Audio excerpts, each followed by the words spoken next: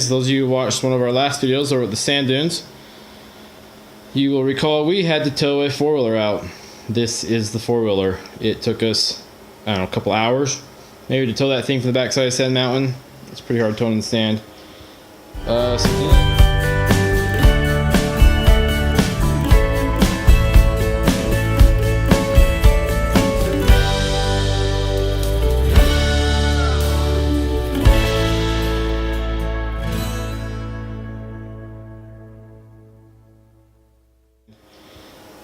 So today we're going to figure out what's wrong with this thing. I've already taken the plastics off, fenders, carburetor's already off. I'm pretty sure I know what's wrong with it. I've got my compression gauge hooked up to it. I was told that anything under 100 psi will not run. Hopefully shooting for like 125, 130 minimum is what I've read. I hooked the gauge up. We're going to give it a few pulls and see what happens. Okay, so I pulled on this thing about 20 times, and as high as I could get this thing to go was, I just pushed the button, dang it, 50 pounds, as high as I could get this thing to go. Nowhere near 100. Pretty sure something's wrong with the piston. I don't know if it snagged a ring or what, but we're gonna figure it out. So to take this head off, there's those 1, 2, 3, 4, 5, 6 bolts right there for the head. Head should come off. That shouldn't be a problem. There's also this engine mount that looks interesting. We'll see how that goes. I've already taken the carburetor off, but there's a bolt way down there.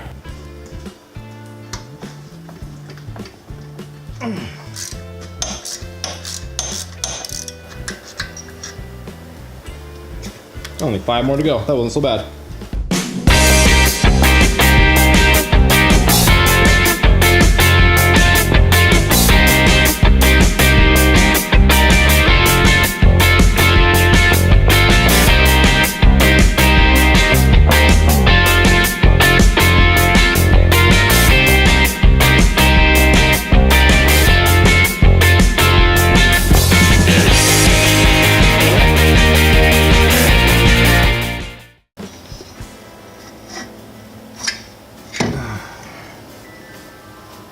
Okay, let's check this thing out. Okay, so I'm kind of looking at this cylinder, and I'm no expert by any means, but it doesn't, oh, sorry, but it actually doesn't look bad to me. Like, I don't see any big long score marks or scratches or any reason why, in my mind, it shouldn't have enough compression. Okay, got my calipers. We're gonna measure this thing and see what this thing actually is. First I gotta make sure they're at 0, which they are right there, right at 0. Let's see what we got here. We are, spin this around, make sure I'm as big as I'm gonna get right there. There, 2.83 inches. Okay, so I got online, I looked at Wiseco Pistons website. They said for this 250 Trailblazer, the bore is supposed to be 72 millimeters, which my calipers is in inches. 2.83 inches. 72 millimeters is 72 millimeters is 2.834 inches according to Google, and this measures 2.83. So I have a standard bore. It's never been rebuilt. It's the year 2000. I got many hundreds of miles. I don't even know how many hours we got on this thing. My daughter drove the crap out of this machine. So I'm gonna order a oversized piston, probably just the next size up. I'll order that tonight. Hopefully it comes in the next 4 or 5 days. And then I will take the piston and the cylinder to my buddy Del Rey. He will match the cylinder to the piston. He'll bore it out just perfect for me. So what I'm gonna do now, I'm going to pull, there's these little circlips, these little clips in here. I'm gonna pop those out, pull the piston off the wrist pin, because I'm gonna shove this rag in here so that nothing can fall into that crankcase. I've made the mistake of not doing this before. In fact, I'm gonna get another rag here, shove down this other side, And I lost a wrist pin down in that thing, and I ended up pulling the entire crank apart to get this thing. So, stuffed this thing full of rags. Don't let anything get down there, any dirt. I probably should have cleaned all this out before I started, but I guess I'm being lazy. I got the circlips out. I got the wrist pin out. I know on video it's gonna look like this only took me like 5 minutes or less. This was 30 minutes for me to get this one circlip out so I could slide this wrist pin out. I'm gonna turn the camera around, I'll show you what I'm talking about. This little clip right here, there's one on each side, goes in that little slot. Okay, so 30 minutes to get this thing out. Took the first one out, ding, it went clear shooting across the shop. I have no idea where it landed. And then I got the wrist pin out, I got this apart, and I pulled out the other one to show you guys what it looked like. It's just this stupid thing. I call them circlips. I'm sure there's a more technical name for them. From Wiseco for this four-wheeler. It took, I don't know, a week, 10 days maybe to get this thing here. Cylinder, it's fresh from the machine shop. He matched it to that piston. Bored this thing out, honed it, cross-hatched it for me. This thing should be good to go. So we're gonna attempt to put this thing back together. I think the first thing we're gonna do is we're gonna check the ring gap on this thing. And by no means am I an expert at any of this. I just freaking backyard mechanic. I've just had a lot of stuff break in my life, you know, so just kind of learned how to do some of it. It always seems to work out okay for me. I'm sure there are better ways. New stickers. But you know, I just kind of follow the directions and go slow and screw up a few times, and eventually I get it. So hopefully this one goes better than most. Come with 2 rings, dual ring piston. Looks to me like they are flat rings, like there's no bevel. Some of them I've put on have bevels on them. So we're going to definitely read the directions, make sure we put the rings in properly. Directions for use in cast iron, nickel ceramic coating, thick steel, electrofusion, and boron. Do not use in chrome plated cylinders. We don't have a problem with that. Check for proper ring and gap. Check end gap by placing the ring into the cylinder. Use the piston to square up the ring in the bore, and check the end gap using filler gauge. Failure to ensure proper ring end gap may ensure the ring tips to butt. May cause the ring tips to butt and inch damage would occur. Minimum recommended gap is usually 0.004 per inch of bore. Alright, so apparently I'm going to do some math. This is a 73 millimeter ring. I have no idea what that is in inches, so.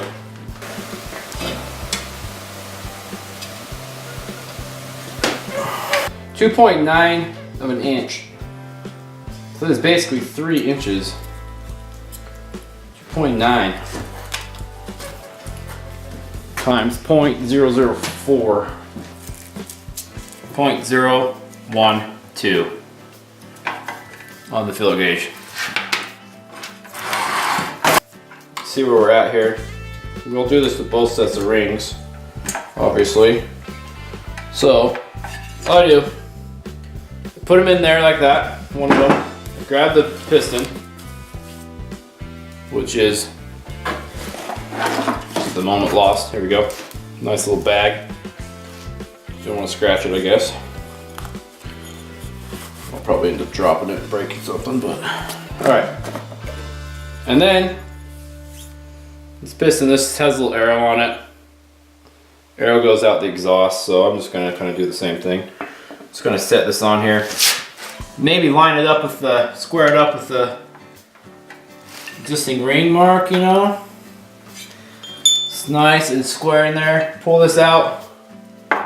Okay, and what you're measuring, whoa, sorry, is that little gap in there. So, take my feeler gauge.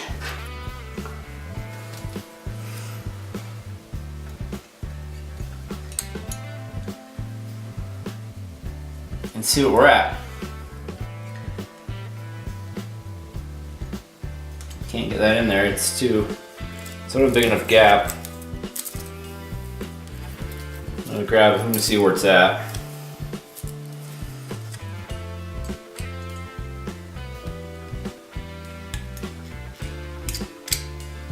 Yeah, right now, this thing is like 0.005. I need to get 0.012, so if I don't file these down a little bit, what's gonna happen is when this thing heats up, these ends are gonna touch, and there's not gonna be enough room in there, and it's gonna score up the side of your cylinder, it's gonna fail. So I gotta find a file those little tiny tips right there down a little bit until I get what I need. So, all right, took me a little while, but I got those ring end gaps good. Sorry. Both of them are sitting at 0.012. Not sure if I mentioned it, but when I took the cylinder off, here, the crank inside here, full of gas. So that there's still a little bit, I drained it. There was actually a drain on the very bottom. So I did drain it, but it still has gas, a little bit of gas in it. I've tipped it over, I've done everything I think I can do. I'm gonna dump a little bit of oil on it because I think that the gas has probably got rid of some of the oil on the bearings down in there. So I'm gonna dump some oil on that right now, work it around a little bit. Just gonna put some good old mineral oil in it, 2-stroke mineral oil. Skidoo brand nonetheless. Skidoo brand oil in Polaris. Someone's probably screaming at me right now. Alright, new gasket. Looks like it goes this way. Let's put this in. Doesn't go that way, hold on. Goes this way. My bad. There we go. You know, it makes me wonder how, like, professional mechanics, how often they put shit or stuff in kind of backwards, you know, or, you know. Hopefully a lot. I don't feel like such an idiot. Wrist pin goes in here. Okay, just like that.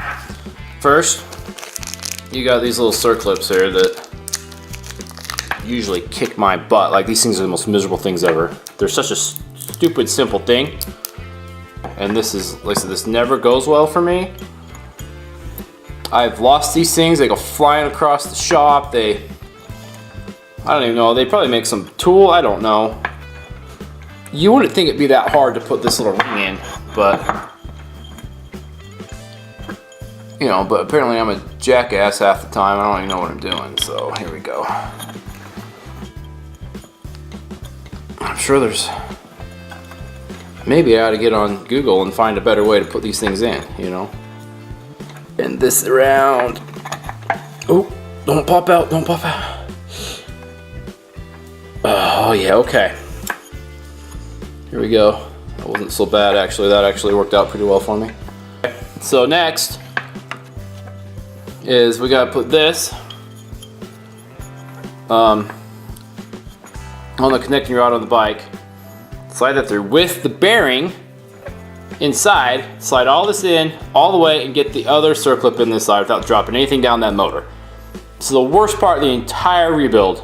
This part usually sucks for me. We're gonna, if it goes too bad, maybe I'll edit it out so you guys can't see it. But oh, while I'm right here, when you put these rings on, you guys will see them.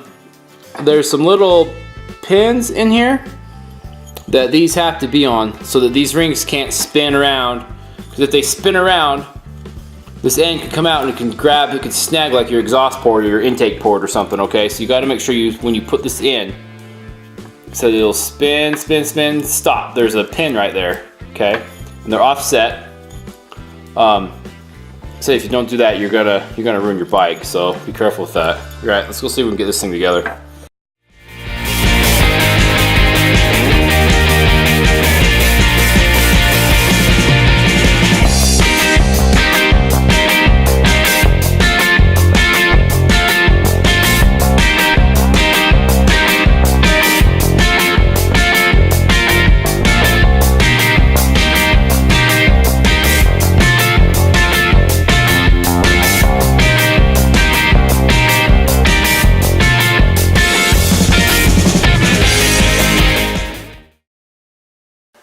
piston on. I'm gonna spin these rings into those little pins, retaining pins or keepers, I don't know what they're called. I just know they keep the ring from spinning. So I put oil down the cylinder. I'm gonna put a little bit of oil on this piston. Okay, just some 2-stroke oil here.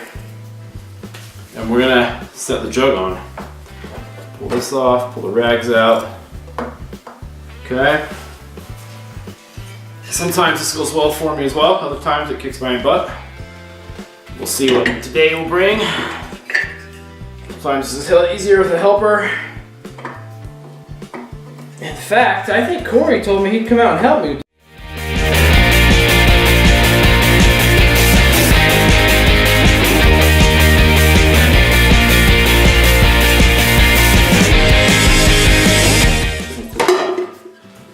Woohoo! There we go.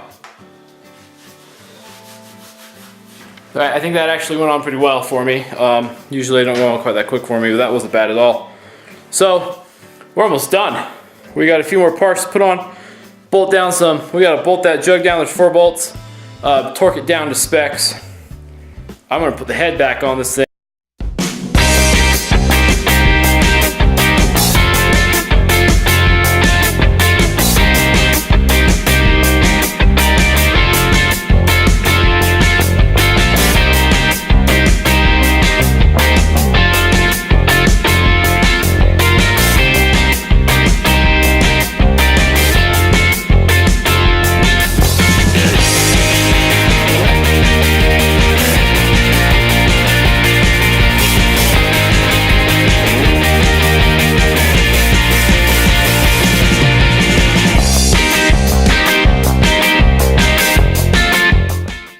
I just dropped the bolt like to the cylinder here. It's gonna take me like, I don't know, 20 minutes. I can't even see it, so I don't even know where it went. So I'm gonna probably spend the next 20 minutes trying to find this stupid nut. So stand by.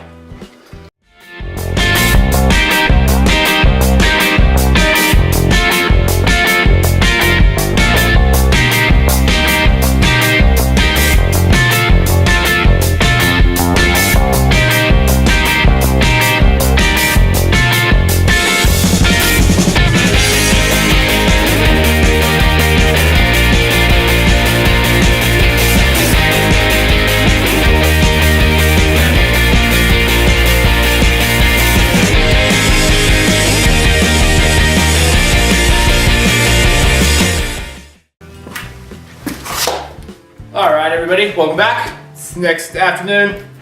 Today is going to be a great day. Why? We're finishing this bike today. 1.2 day, this thing is going to fire up and run. Hopefully. It's 3 p.m. Saturday. I think I got an hour left worth of work to do. Well, the more normal guy would have an hour left of work to do. I probably got like 3 hours with my mechanical skills, but we're getting this done today, so let's get to it. Now, hold on. I got a story to tell you guys. So, you guys see this? Where's the camera? Right there, okay. This is a slide for the carburetor. This goes up, bike goes faster. This goes down, slows down. Pretty simple. Needle goes in and out. See this slot? Hold on. Woo! Right there. This slot right here. There's actually, inside the carburetor here, there's a couple pins, okay? And, hold on, let me zoom out, this is good. Right there, you see those 2 pins? Finger shadow, no more shadow, those 2 pins right there. It is very, oh God. It is very, oh, this is so funny. It's actually very, very important, okay, that you get that slot in those pins. Now, I would think it's common sense. Like, I would have never even thought about this, okay? Rebuilt a lot of carburetors, cleaned them out. My brother, the only reason I'm bringing this up for you guys, okay, is my brother, John, computer guy, great at computers, not a mechanic at all. But he tries. He's really good at trying. He helps, good kid, good guy.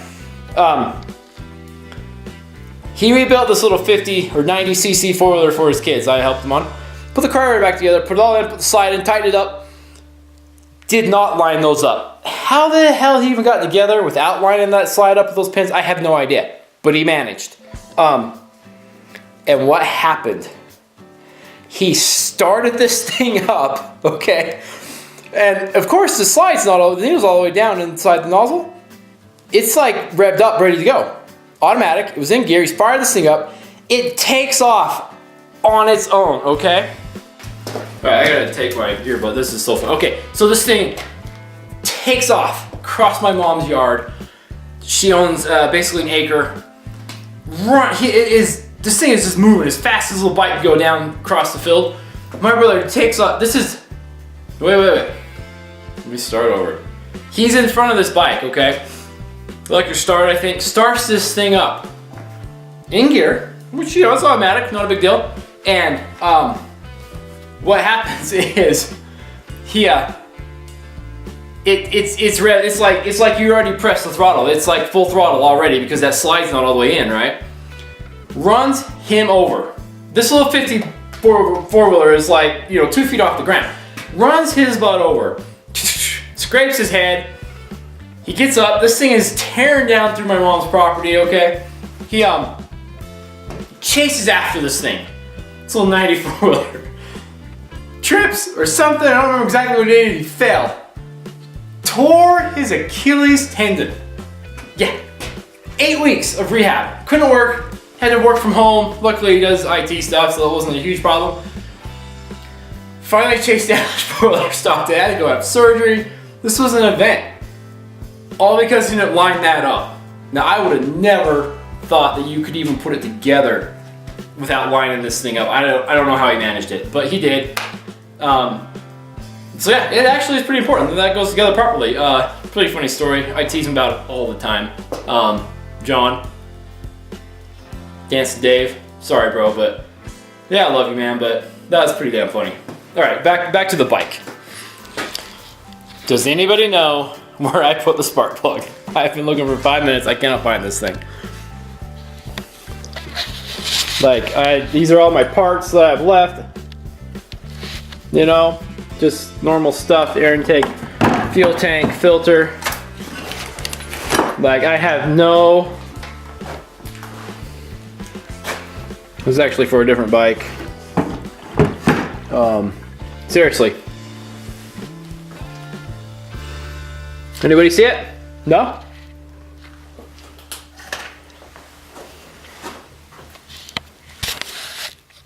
Alright, I gotta find a spark plug.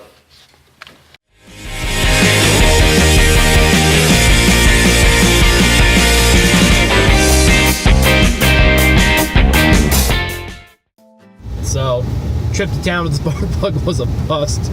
Apparently they close at 5 and it's 5:13. So, I guess we are done for the day. Which is all the better. It's almost time to get ready to go out to dinner with my wife's friends. So, we'll see you guys tomorrow. Found it. Well, went and bought one.